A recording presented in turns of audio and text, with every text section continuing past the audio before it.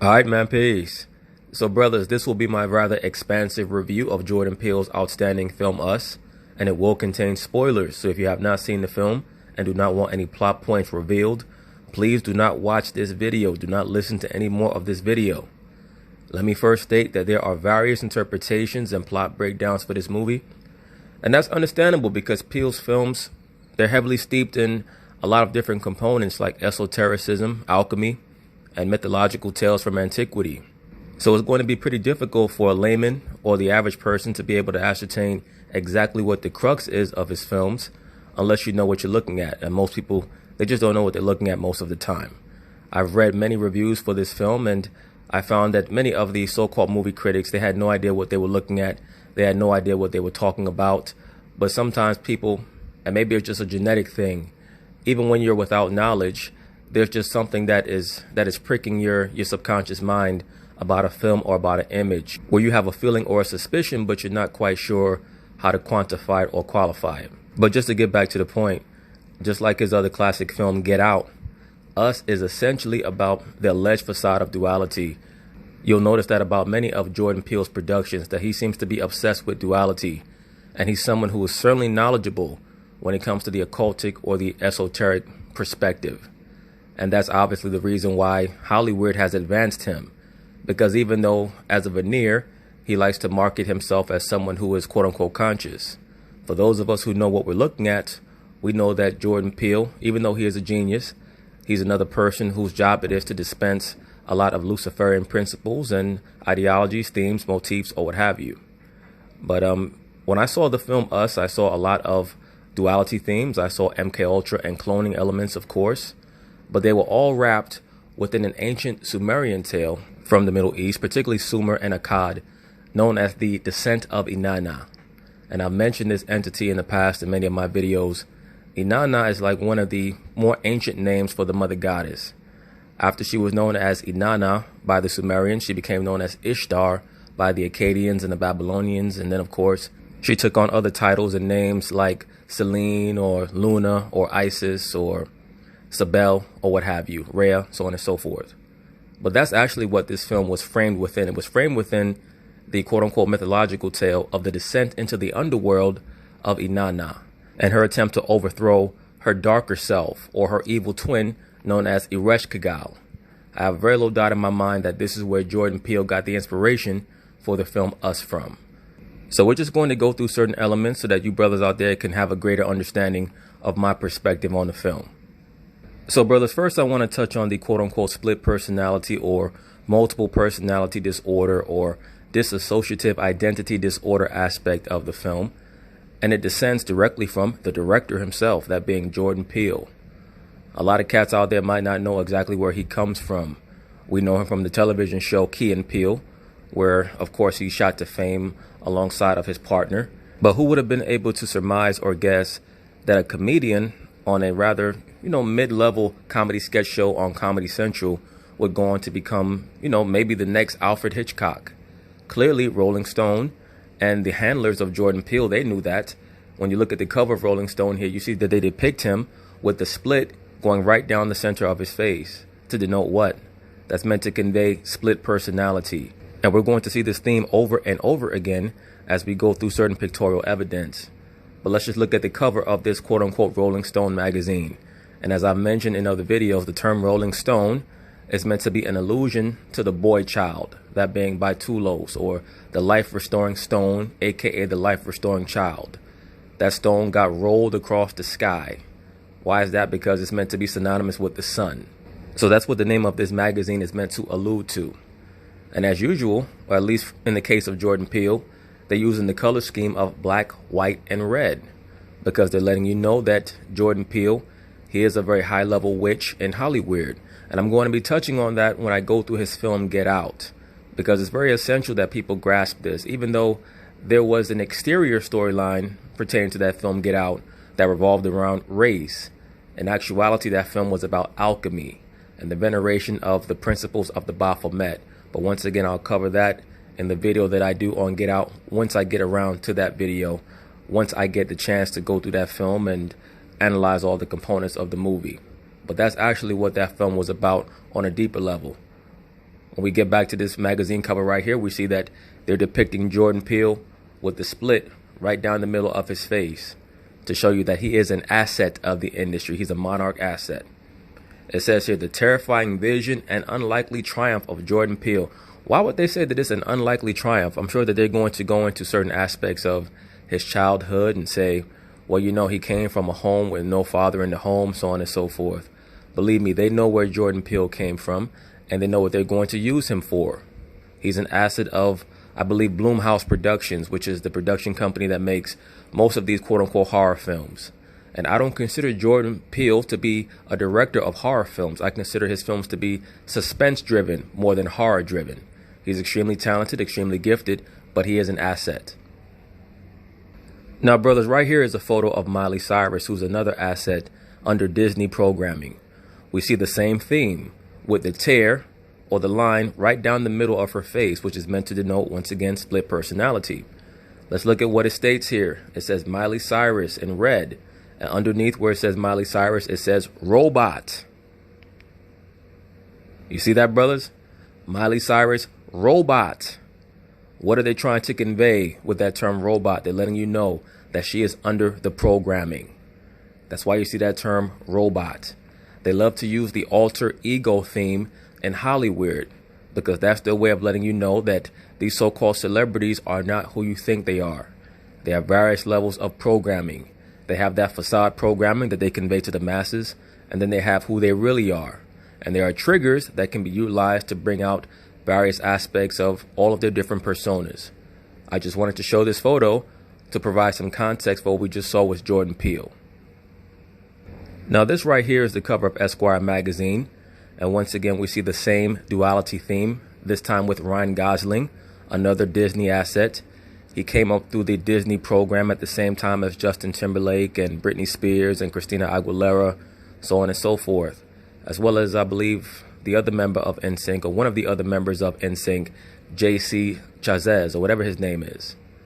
They all came up during the same time period on the same farm to become celebrities in Hollywood. And we see the same doppelganger theme, which is once again meant to show you that they are dealing with multiple personality disorder. That's how they're kept under control in Hollywood. Now, brothers, this is part of a photo shoot that was executed by a relatively famous photographer by the name of Derek Blanks, who's a so-called black man, by the way. And very obvious to me, he's an MK handler as well, because he had a photo shoot theme known as Alter Ego. And we're going to see that same theme of the good twin and the evil twin that we saw in quote-unquote Us, which once again, all that is a metaphor for the tale of Inanna and her evil twin Aresh Kagal. But let's go through this right here. This is the other MK asset, or another MK asset, that being Brandy. We see the good her has on white, the bad her has on black, and the one in black has a knife to the throat of the good quote-unquote Brandy. What is that meant to convey? That's meant to convey self-destruct programming. That's a component of MK Ultra.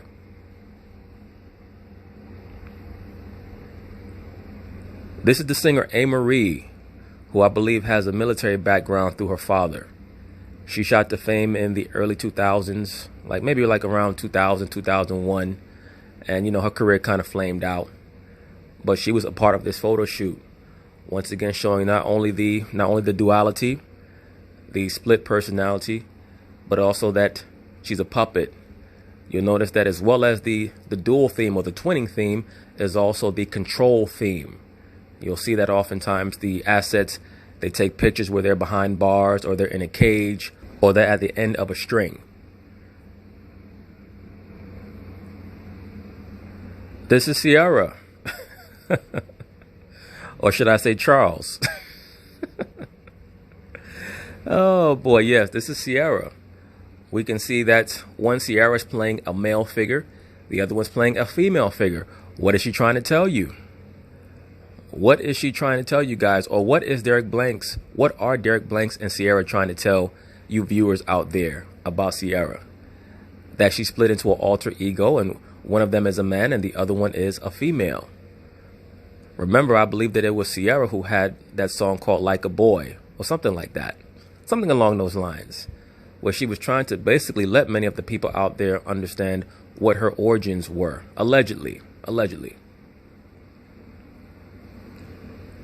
This is T.I., aka Tip Harris. I wonder who he's giving tips to. Could it be the local authorities? Who the hell knows? Either way, T.I. is a part of that photo shoot as well, or at least that theme of duality. The so-called street dude and the so-called clean-cut guy, letting you know that he has multiple faces. This is Vivica Fox, once again showing the good twin and evil twin, the Queen of Heaven as well as the Queen of the Underworld type theme. One side has the angel, the other side is dressed in all black and has the fangs and the claws. So now, brothers, that brings us to the film Us, and we see the penultimate struggle between the quote-unquote good version, that being Adelaide, and the quote-unquote bad version, that being Red. And notice that we still refer to each person, to each side of that quote-unquote twin program, by the name that they have applied to themselves as opposed to their real name, because in all reality, it was Red who was actually Adelaide, and it was Adelaide who was actually Red. But what is Jordan Peele actually trying to tell you? He's trying to show you that as above, so below, and vice versa, the bringing together of opposites. There were a lot of scenes in this film that were extremely revealing, extremely incisive, titillating, whatever term you want to use, provocatory, so on and so forth, that make you think, or at least should have made you think. And as I've stated in other videos, the reason why Jordan Peele had many of the most important scenes occur inside of that house of mirrors is because the mirror represents that doorway into another realm, into another quote-unquote reality or dimension, so on and so forth. I stated this in the video that I did on Issa Rae, that one of the key components of Luciferianism, or the esoteric aspect, the Babylonian Kemetic mystery school system, especially in the veneration of the Mother Goddess, is the ability to practice divination while using a reflective surface that's known as scrying. And when you use a mirror, it's known as captotramancy, or something along those lines. I believe it's spelled C as in Charlie, A as in Apple, P as in Peter, T as in Thomas, R as in Roger, O as in Oscar, T as in Thomas, O as in Oscar, M as in Michael, A as in Apple, N as in Nancy, C as in Charlie, Y as in yellow. I believe that that is a term for what witches or diviners utilize, or what they do when they're able to summon a spirit through a mirror. And that's what we saw when Adelaide went into that house of mirrors as a child. She met up with her doppelganger at the same time, because what Jordan Peele was trying to convey is that on the other side of that mirror was an equivalent dimension, an underworld with another you. In the same way in the story of Inanna and Aresh Kagal, they were twins on the opposite end of the spectrum. And in the film Us, that mirror was like a liminal portal, meaning that there's just a doorway. Outside of that doorway, you have an entire so-called reality, but you meet together at that doorway or at that portal, and that's a nexus point to cross over. Okay? Very similar to the film E.T. At the start of the film E.T., or near the start, Elliot first encounters E.T. in the tool shed. The tool shed was that liminal portal, that doorway. And according to the dictates of Luciferianism, Halloween, or quote-unquote Samhain or Samhain, however you pronounce that Celtic holiday, that was a day of high resonance or importance, because it created liminal portals where ghouls and goblins could come through. That's why they referred to E.T. as the Goblin, because that was their way, or that was Steven Spielberg's way of communicating to the audience that E.T. was a demonic spirit that Elliot was able to conjure after his quote-unquote pineal gland was illuminated or enlightened. That's why E.T. pointed to his quote-unquote pineal gland right there on his forehead, and he said, or his third eye, and said, "I'll be right here." That was E.T.'s way of saying that you can speak to me whenever you want to through the third eye. You understand? So it's a very similar theme, if not equivalent theme, in this movie here of Us. It involved transdimensionality, the crossing over. And we're going to address the component of the descent of Inanna in a little bit. So brothers, in the film Us, one of the motifs is the song The Itsy Bitsy Spider. The character of Adelaide as a child, she's whistling that to herself as she enters the Hall of Mirrors, which acts basically as a nexus point between the physical world and the underworld. That is where she first encounters her quote-unquote doppelganger, the young Red, who eventually chokes her out and takes her place.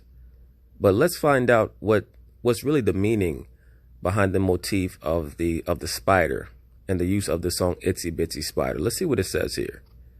It says, common spider spirit animal meanings. The spider meaning represents mystery, growth, and power.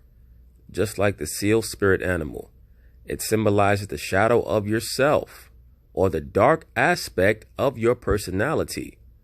What the spider symbolism wants you to know is that you weave your own destiny. So once again, it's very clear. And this is why it's very difficult for me to take the critique or the analysis of movies by average people seriously, because most people are not willing to do the research that it takes to get on the wavelength of a director as nuanced as a Jordan Peele. That's why I call him a genius, because every aspect of the films that he makes have a resonance, have a meaning. I saw so many reviews from people who claimed that there was quote unquote too much going on in the movie. No, there wasn't too much going on in the movie. There just was not enough going on in your brain. There's no need for Jordan Peele to dumb down the various components of his films to make dumb people feel comfortable. The only thing that you must do if you go to see a Jordan Peele movie is be willing to investigate the various aspects of the film, because if it goes over your head, it's probably because you're not well versed enough or knowledgeable enough to pick up on many of the references. But the entire storyline or the entire arc of the film is predicated on a series of motifs and symbols that are consistently about duality and the uprising of the shade or the shadow or the darker aspect of the characters in the film, particularly Red or / Adelaide. Basically, two sides of the same coin, Inanna and Ereshkigal. Okay, so now, brothers, what we also saw in the film Us was the theme of the rabbit or the hare. And certain people may have been confused by what the relevance of the rabbits were. The rabbit was symbolic of what's known as a psychopomp. Spelled P as in Peter, S as in Sam, Y as in yellow, C as in Charlie, H as in Harry, O as in Oscar, P as in Peter, O as in Oscar, M as in Michael, P as in Peter. I touched on this concept of the psychopomp in the video that I did on Nipsey Hussle, particularly with the quote-unquote mother goddess figure of Epona or Rhiannon or Selene, the horse goddess who acted as a harbinger of death and also a guide to the underworld. In this film Us, the hare or the rabbit represents a psychopomp in the same way that we saw in the film Alice in Wonderland. The white rabbit represented a psychopomp. Remember, one of the names for the Alice in Wonderland book was Through the Looking Glass or Through the Mirror. The white rabbit led Alice through the mirror or through the looking glass into another world, into an enlightened world. Now, I've seen some interviews with Jordan Peele where he tried to play coy on the meaning of the rabbit. He claimed, well, rabbits, they look nice, but they're really mean and blah, blah, blah. It's very obvious that his job is to speak in double speak, which goes along with the theme of the film. That being that you don't reveal who you actually are. You wear a mask. Jordan Peele in real life is wearing a mask, but he is a brilliant director, no doubt about it. But each rabbit in the film represented each one of the tethered. Every time that the rabbit was locked in a cage, that meant that the tethered were locked in a cage. When the rabbits were freed, that means that the tethered were freed. So that was the meaning of the rabbit. That's why you notice that near the end of the film, when Adelaide was about to journey down into the underworld or into hell to encounter her darker half and take back her son, who represented Tammuz or Dumuzid. When she was about to do that, when she first opened the door, there was a white rabbit there because that was supposed to be the psychopomp who led her to the underworld. Now, this is another photo with the same theme of the rabbits that are locked in cages, and we see Red, really Adelaide, and once again meant to denote the interchangeability of clones or the concept of the sharing of a soul, which Red herself expounded on near the end of the film Us. It was revealed that there was a cloning program that was started by the United States, and that they were able to figure out how to clone a human person's body, but not how to clone the soul or how to create a soul. They couldn't do that. So that's where you got the concept or the program of the tethered. And do I believe that Jordan Peele threw that in there because he might have an understanding of an actual program of that nature? Absolutely, I believe that. There's no doubt in my mind. Why would they not be able to clone human beings? They can clone everything else. So this notion that they either can't clone human beings or they won't do that, that's nonsense. As a matter of fact, it's extremely feasible and expedient to create a cloning program because now you have beings with no soul. That means that they have no conscience. That means that you can utilize them for whatever. You can utilize them to execute certain assassinations all across the earth, so on and so forth. There are limitless possibilities through a cloning program. So I do believe that that was a part of the movie for a reason. We've also seen a clone theme in the recent Jurassic Park films. In the last one, it was revealed that the granddaughter of one of the originators of the Jurassic Park program was a clone herself. And that's why she was so simpatico with the dinosaurs, because the dinosaurs were cloned. She realized that she was a clone and she wanted to be free. So therefore she liberated the dinosaurs as well. So there definitely was an element of cloning in this movie, and they've been making cloning films for many years now. I remember one that Sam Rockwell did called Moon, about a NASA astronaut who realized that he was a clone. Very interesting film.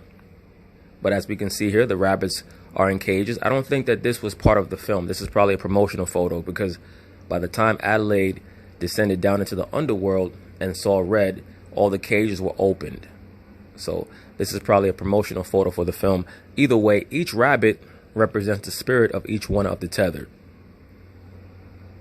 Now, this is another film that has the theme of a hare or a rabbit as the psychopomp, or the entity that will carry a person or a soul from the so-called real world to the underworld or to another dimension. For any of you who've ever seen this film, you know that basically the lead character, played by Jake Gyllenhaal, believes that he might be hallucinating. And I think that this was probably a psychological trip for him in real life, because Jake Gyllenhaal, as well as his sister Maggie Gyllenhaal, are without a doubt a couple of MK assets in Hollywood as well. And that's what they do. They put many of these children under programming, and then they subject them to films that trigger certain components of their programming so that they give realistic performances. But this was the film Donnie Darko, with the demonic bunny or the demonic rabbit acting as an advisor or spirit guide. Here's another still photo from the same film. And Jake Gyllenhaal is the only person who can see this demonic bunny or this demonic rabbit.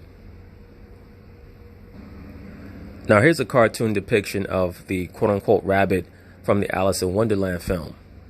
And you brothers remember he always had a watch on him, and he always thought that he was going to be late. And he led Alice through the looking glass, through the mirror, into Wonderland, or into another realm of endless possibilities, so on and so forth. And there are many movies that have the same theme. I touched on this in the past. When you see the film 8 Mile, starring Eminem, he plays the character, proverbially speaking, of the White Rabbit.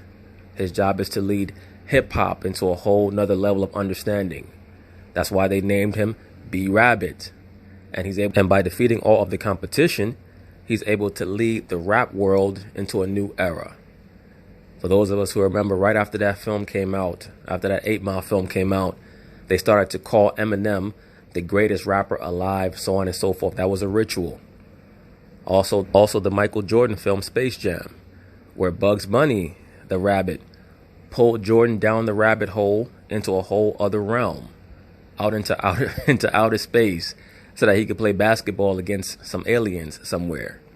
Where does all of this come from? It comes from the concept of Asar, or Osiris, who after he died, they believe that he went up into the heavens and became the constellation Orion.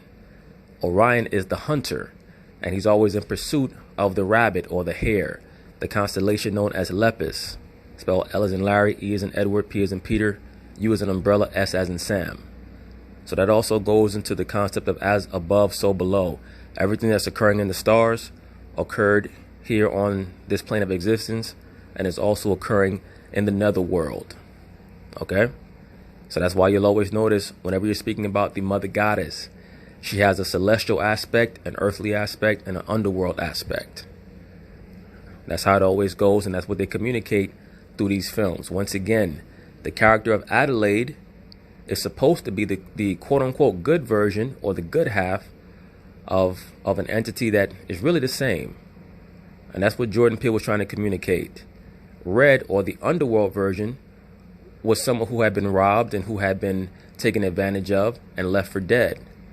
She plays the alleged villain throughout the film, but nobody knows that she's actually the victim until the very end. That's part of the suspense aspect, or the psychological aspect, where Jordan Peele gets to manipulate your emotions and get you to think on a higher level, because you assumed the whole film, and also me myself assumed the whole film, that Adelaide was the quote-unquote hero and Red was the villain, when in all actuality it was opposite.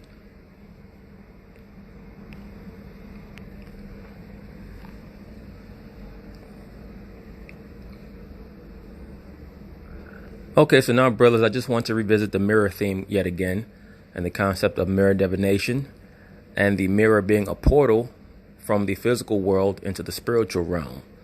This is something that Jordan Peele has utilized before. He certainly utilized it all throughout the Us film, not just with the mirrors, but there was also a scene near the beginning of the initial altercation between Red and her family and Adelaide and her family, where Red pins Adelaide's head against a glass table, and the glass table starts to crack, which is representing the crack in the rapport, or the relationship between the two. And Red has Adelaide's face pressed up against the glass table, and you can see not only Adelaide's reflection but also Red's reflection as well, to let you understand the Gemini, or the twinning programming. Also remember that in the film that there was a couple of Caucasian teenage twins as well. The kids of the Caucasian family that were friends to the Wilsons. And they certainly met a very horrifying end. But yet again, Jordan Peele was trying to push that twin theme, or that twin motif. So brothers, this is a still shot that I found while doing some research to provide context for the film Us. This is from a video game called Underworld. And as you can see, they had a twin in the video game Underworld. Why is that? Because as above, so below. On this plane of existence, in the so-called real world, you have a version, and then you also have a double, a spiritual double in the underworld, what the people of ancient Kemet called a Ka, or a spiritual double. They believed in ancient Sumer and ancient Kemet that you had a spiritual double in the underworld. And in the Sumerian mythos, they believed that your shade, or the underworld version of you, your shadow, would just eat dust, while you were allowed to, to eat healthy food here in the real world realm. That's also where Jordan Peele gets part of his storyline for the film from. Now, brothers, just once again to go into that mirror theme, we see the actress and comedian Monique, who I've already stated when I've touched on numerous points in other videos pertaining to her. She's someone who also suffers from multiple personality disorder, because she was subjected to sexual abuse as a small child. We see here in the photo shoot for Alter Ego by Derek Blanks, yet again in the mirror, there's a Monique that's smiling, but the Monique looking into the mirror is not smiling. What is that? That's trying to convey split personality or multiple personality disorder.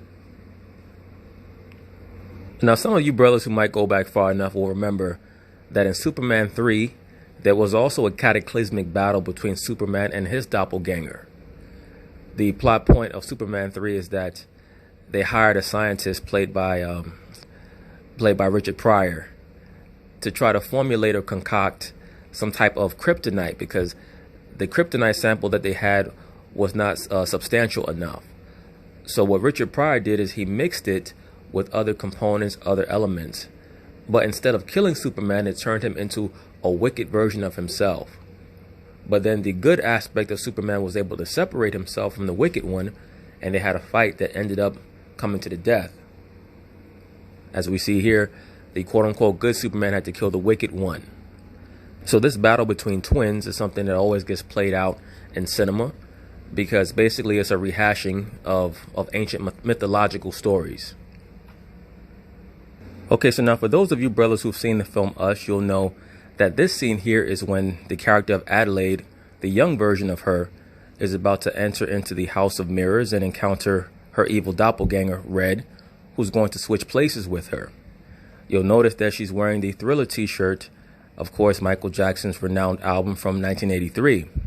Supposedly, according to Jordan Peele, the Thriller t-shirt and Adelaide's infatuation with Michael Jackson, and that being her last real memory of living in the real world above ground, is what inspired her to not only wear the one glove on her right hand, but to also have her followers just wear one glove on their right hand. I'm not quite buying that. Because if that was the case, then they all would have been wearing one glove with sparkles on it. You'll notice that they're wearing driving gloves, which to me is meant to convey or denote a certain level of control. It's meant to say that I'm the authority now. I'm driving this car. You're no longer controlling me. I'm going to control you. That's the reason why the doppelgangers, aka the tethered, wear that one driving glove on their right hand. And it's also to try to convey Crowleyite principles, because that's why you have certain entertainers who just wear one glove. That's why Michael Jackson just wore one glove, because he was a follower of Aleister Crowley. But let's delve into that a little bit more. So now this, of course, is the renowned entertainer Michael Jackson. Many people don't know that he also was a follower and acolyte of Aleister Crowley, as all the prominent musicians were, certainly at that time and even today. And that's the reason why he started to don the one glove, whether it be on the right hand or the left hand. That one glove is meant to show that you're a follower of Aleister Crowley. Because as we can see, they're not wearing a glittered glove, they're wearing a driving glove. That's also why they have the scissors. The scissors represents empowerment. When you have the power to cut somebody off, what that actually means is that you're taking control over the situation.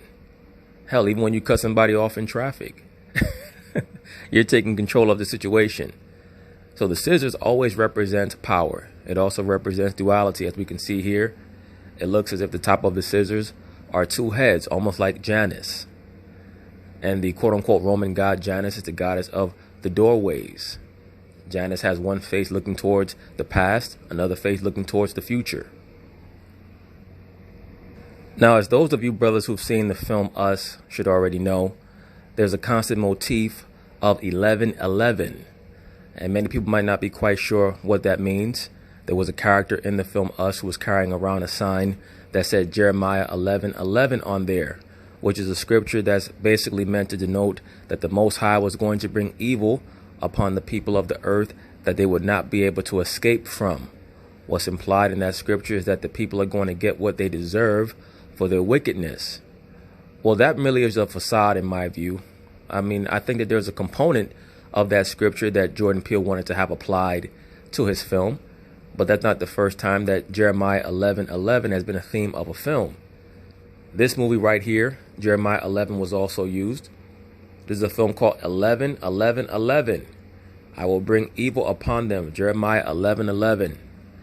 This was a film about, once again, the underworld coming and attacking this present world, or the physical world.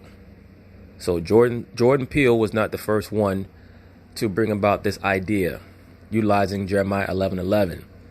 That's how you know that it's pretty much a cloak for another concept that many of the directors in Hollywood are trying to push, that being DNA activation or mind activation. There's a reason why the character of Adelaide, who's actually the doppelganger, became so paranoid as they approached the summer home that they lived in, is because she could feel that there was an energy that was going to come and meet her. She could feel that she was going to be forced to deal with the consequences of her actions. Please keep in mind that the film begins in 1986 and it goes from 1986 and jumps forward to 2019. That's a 33-year difference. We know that the number 33 is for mind activation, right? Spinal column has 33 bones in it, 33 partitions. You get to the top, and that's mind activation, aka through the pineal gland, so on and so forth.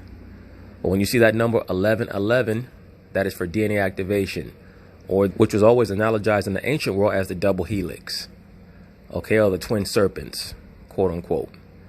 So that's what the term or the meaning is behind 1111. Like, for example, if you were to go to the store and buy a new clock, all the clocks are always set to 1010 because 1010 represents inactivity. 1111 represents full activity because the mind is basically like a supercomputer. It comprehends what we call reality through binary code, meaning ones and zeros. When you have all ones, that's full activation. When you have 1010, that's the mind in an inert state, or anything in an inert state. Go ahead and check it out. Next time you walk by a store, you see a clock in the window, it's always going to say 1010 because it's not activated yet. Once you have full activation, that is 1111. So Adelaide kept noticing strange things happening, and she could feel that foreboding energy.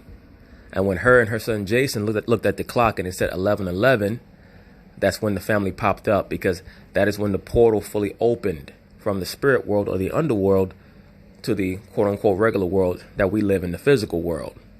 That was the coming together of the two worlds. So, brothers, this right here is what the film Us was actually a modernized version of. That being the descent of Inanna into the underworld. Inanna was the ancient Sumerian version of the quote-unquote Queen of Heaven. She became known as Ishtar and Juno, so on and so forth down the line. But initially she was known as Inanna. And the name Inanna literally means the Queen of Heaven. Now she had a dark twin known as Ereshkigal, who lived in the underworld, who ruled in the underworld with her husband Nergal, the god of war, also known as Mars. Now this is a depiction of Inanna, the quote-unquote Queen of Heaven, or one of the depictions. And just pay very close attention to how she's shown. She has wings, and she has the feet of an owl, and she's standing on top of two lions, which is always how the mother goddess is shown, either being drawn in a chariot by two lions, or sitting in a throne flanked by two lions, or standing on top of two lions. But on either side of her, we see the owl, right? In the scriptures, the owl mother goddess is known as Lilith. Here she's known as Inanna. Remember that when the character of Adelaide as a small girl first walks into the House of Mirrors, what's the first thing that greets her? Is an owl that springs out, and it frightens her. That's why I state, when she walked into that room of mirrors, that was all about the mother goddess. We saw the white rabbit. The white rabbit is also not just a psychopomp, but a symbol of the mother goddess for fertility. We saw the owl for the mother goddess, and we also saw the mirrors, katoptromancy, or divination through the mirrors that allows your doppelganger to be brought forth. So that was all about Inanna. And let me also say this.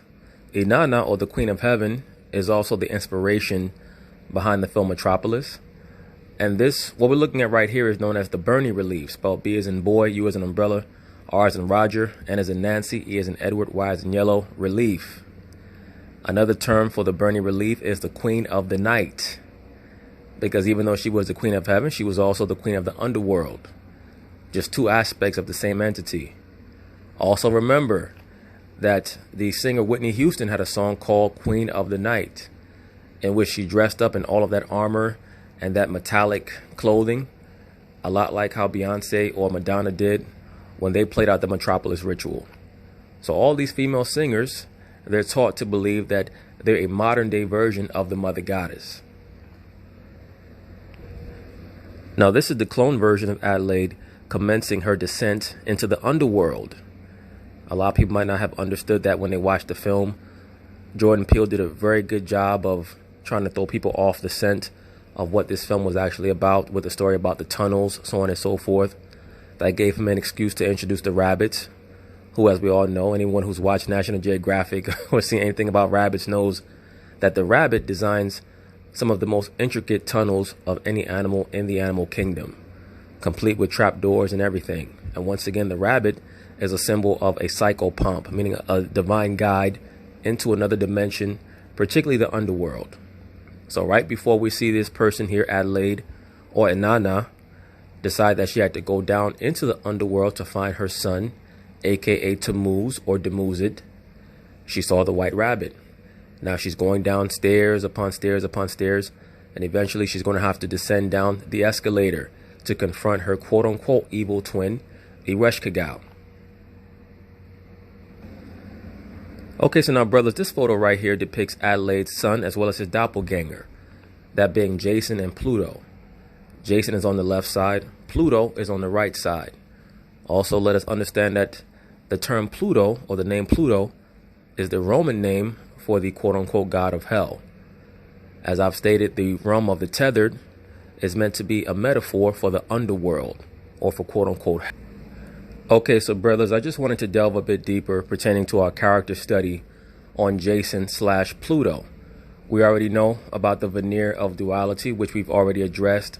The film Us is about duality, aka the light aspect and the dark aspect, in this case of the mother goddess Inanna, who is the quote-unquote queen of heaven, and her quote-unquote allegedly evil sister Ereshkigal, who is just the dark aspect of the same mother goddess.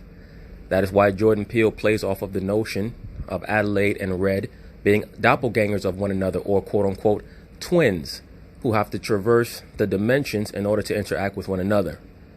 Well, another component that has seemingly mesmerized and also stupefied the audience is Jason and Pluto. And I think that this passage here, which is going to detail the lineage of Pluto, might shed some light on exactly what was going on over the course of the film. As I've stated, in Hollywood, the Babylonian comedic mystery school system is the spiritual force that galvanizes Hollywood. So let's see what it says here. It says myths about the Roman god Plutus. Plutus, the god of riches. Brothers, that's where we get the term plutocracy from. When we talk about a society that's ruled by the rich, that's a plutocracy. It entails those who are rich or who are affluent due to their wealth.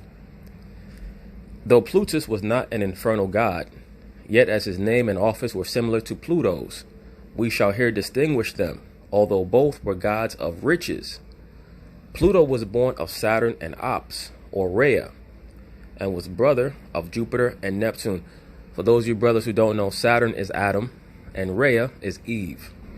It says Pluto was born of Saturn and Ops, or Rhea, and was brother of Jupiter and Neptune, but Plutus, the god of whom we here speak, was son of Jason, or Jason, by Siri. So brothers, as we can see here, and as I've already stated, anyone who's read any of the quote-unquote mythologies of ancient Babylon and Kemet can tell you, and they understand, that there was an element of incest. Sometimes the dynamic between a quote-unquote male god and female god would be brother and sister. Sometimes it would be husband and wife. Sometimes it would be mother and son, or sometimes it would be interchangeable. It might be all three. Like, for example, Isis and Osiris are described as brother and sister. They're described as husband and wife. Horus and Isis are described as son and mother, or sometimes husband and wife.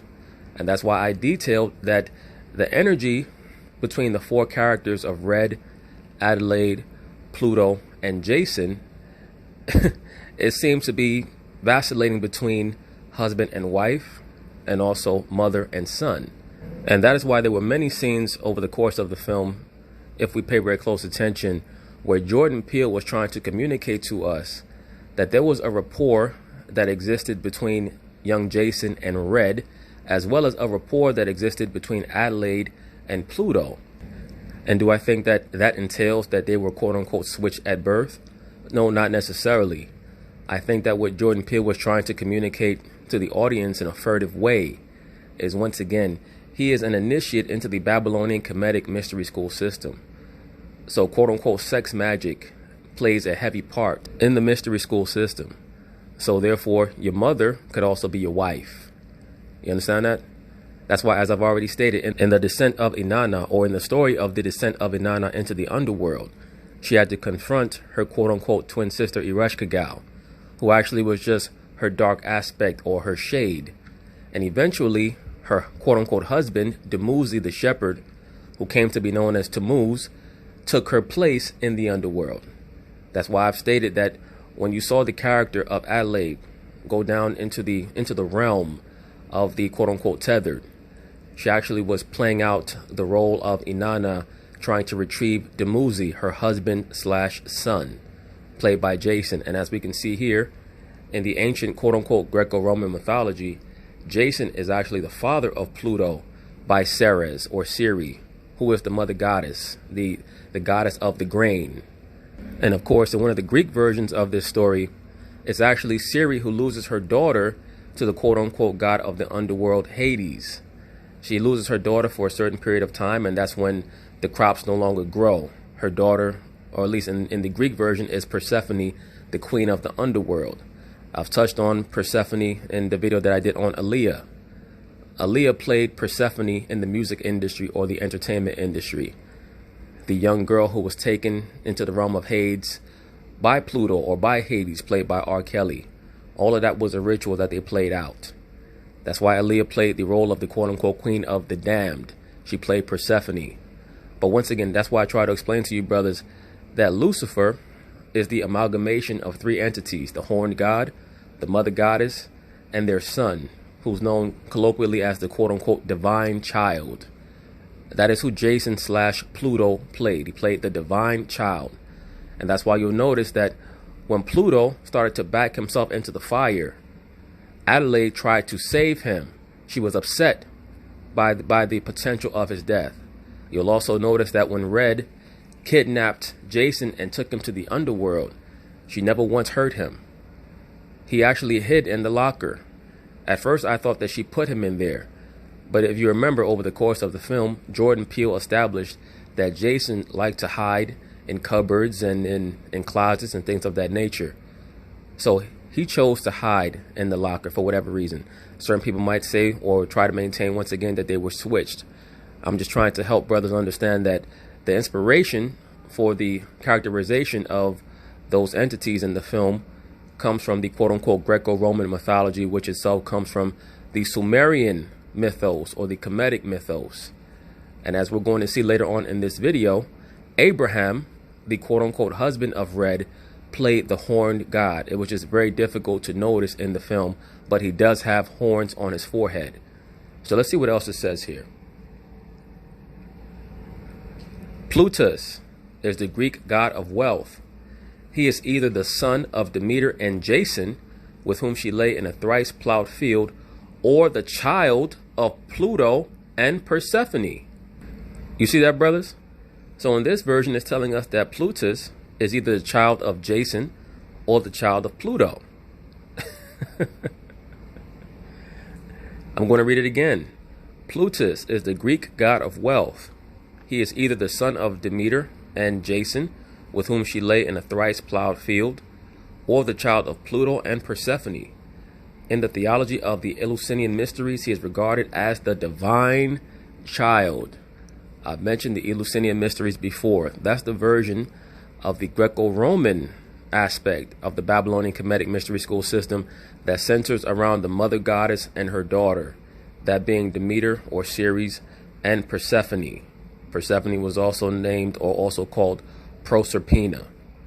So that's why I go through these various aspects for you brothers diligently, because they're just retelling ancient mythological tales so that they can honor the mother goddess, the horned god, and the divine child, who all three come together form quote-unquote Lucifer.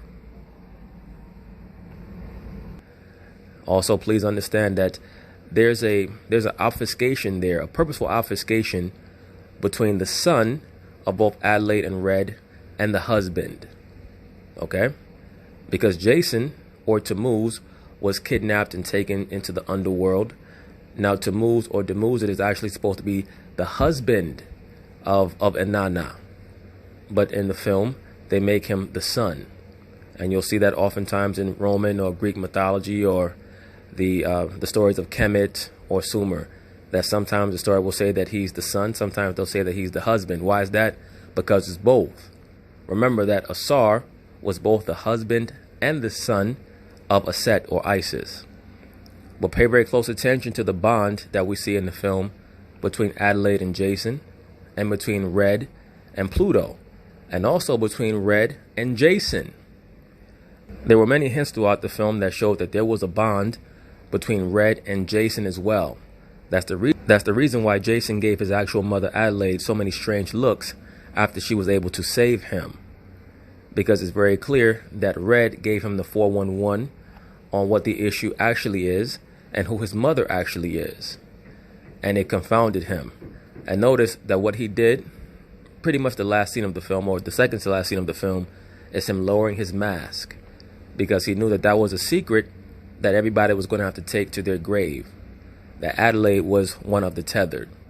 The mask represents another alter, another persona, an alter ego per se. And that's a constant theme all throughout the film, that nobody really is who they say they are. Now, just to continue on in the theme that we see in the film Us, of the character of Pluto having a mask and also being silent but deadly, it's very clear to me that Jordan Peele got inspiration for the character of Pluto from a myriad of sources. Certain characters that we've seen in films past, like Michael Myers for one, who had a mask on and didn't speak and also was deadly. But also in the ancient culture, you have the character or the personage of Harpocrates, who's the boy version of Heru, and who also did not speak. He was known as the god of silence. He was also known as the quote-unquote god of mischief. And anyone who knows anything about Heru or Horus knows that he also was the quote-unquote god of fire as well. So once again, it's very clear to me that Jordan Peele knows a lot about the quote-unquote mythos or the mythological stories of the ancient world, and he wraps them into certain aspects of his films. We also saw the mask represent that character archetype of someone who's silent but deadly with Jason Voorhees.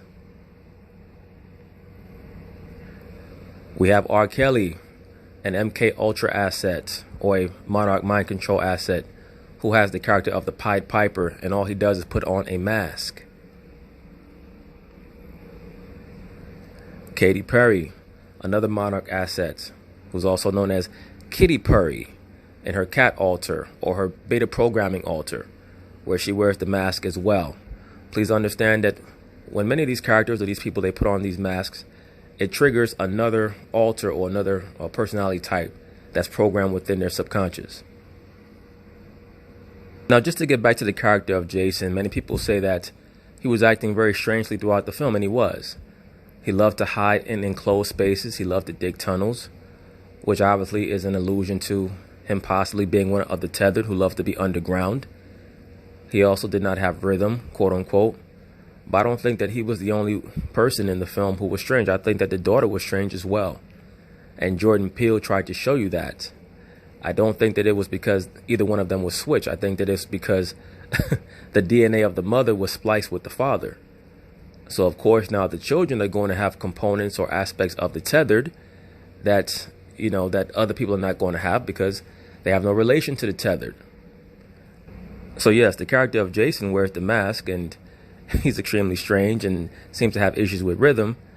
But the daughter has issues as well, and Jordan Peele's going to show us that. Look at her shirt. She has the white rabbit on her shirt. So he's letting us know through how he has her dressed in her attire that she is partly or is mixed with the tethered, right? In the same way that Jason is strange or off, so is the daughter, because we know that the white rabbit is a symbol of what? The tethered people who live underground, or the quote-unquote shades.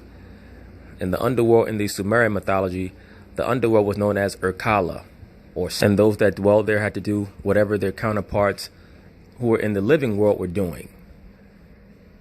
That is why Zora's tether was named Umbre, or Umbra, meaning shade or shadow. That was a direct allusion to quote-unquote Greek mythology, where your counterpart in the afterlife was called a shade or shadow. Once again, the realm where the tethered lived is just a metaphor for the underworld, or Hades per se.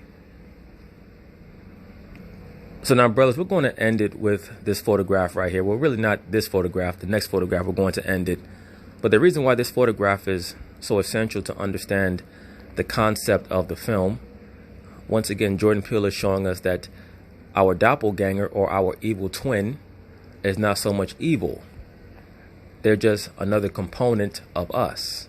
That's why the film is called Us. Because when you watch the film for its entirety, you're told to believe, or you're meant to believe, or you're led to believe, according to your own understanding, that there's a bad and a good.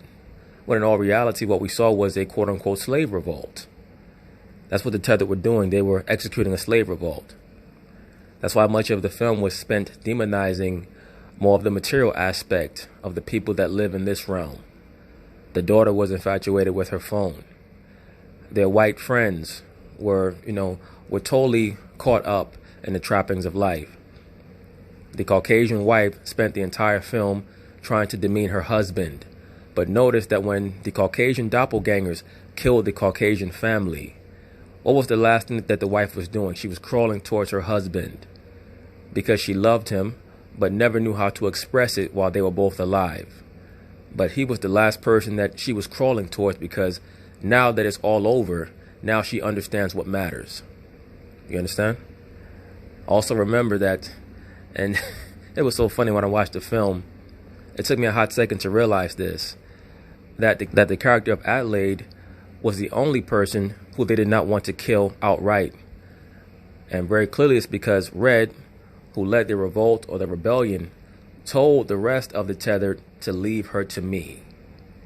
Remember, whenever they would catch Adelaide, they would not kill her. They would just tie her to a table or something like that.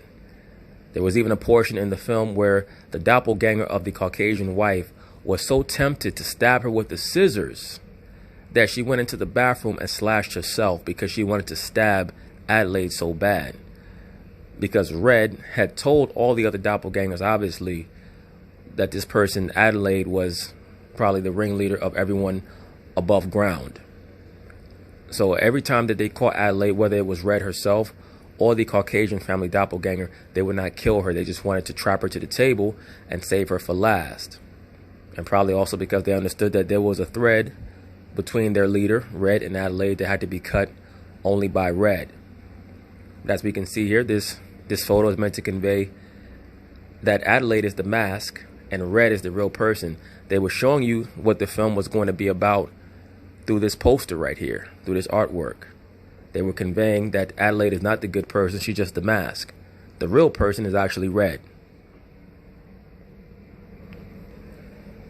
Now, brothers, I want to touch on the quote-unquote husband of both Adelaide and Red very quickly, because I barely mentioned him thus far. The husband of Adelaide, or the version of the twin that lived above ground, his name was Gabriel. And we know the name Gabriel, of course, is the name of a particular archangel, and it means the mighty of God or the warrior of God. The name of the husband of the doppelganger Red from the underworld is named Abraham. Now, those of us who read the scriptures know that the name Abraham means father of a multitude. So who was the multitude that Abraham was the father of? He was the father of the tethered, meaning he was the leader of the tethered. Of course, under the authority of his wife, Ereshkigal.